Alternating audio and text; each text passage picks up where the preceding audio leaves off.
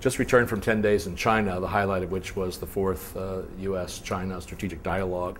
What was different this time from the past was that the two sides were starting from a basis of commonality, of seeing more and more challenges, specific challenges to the stability of the global system, which the two biggest economies now are mostly concerned about. And that made a lot of tough subjects, discussing tough subjects that have been off the charts in the past, so things you couldn't talk off the table, things you couldn't talk about, now possible. The most interesting to me was the kind of, I thought, were kind of breakthrough discussions about the need to cooperate in a new generation of agreements about space. What was very clear as we started thinking through what bothers the U.S., what bothers China. China was talking about the U.S. progress on building its missile defense system and how that's a threat to China's basic deterrent capability, which is true.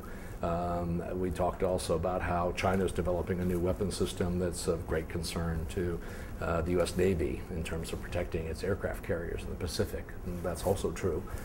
These are things that have not been part of the discussions. As you probably have read in the paper, there's been a lot of flare-ups over the recent Shangri-La conference when Secretary Gates was talking about the Taiwan arms sale. There was a very tough answer back from the Chinese military. But behind these immediate areas, and we need to listen to each other, I think, better, is the fact that there is this commonality, not just in space, but in space and cyber, in these 21st century problem areas where we can actually work together.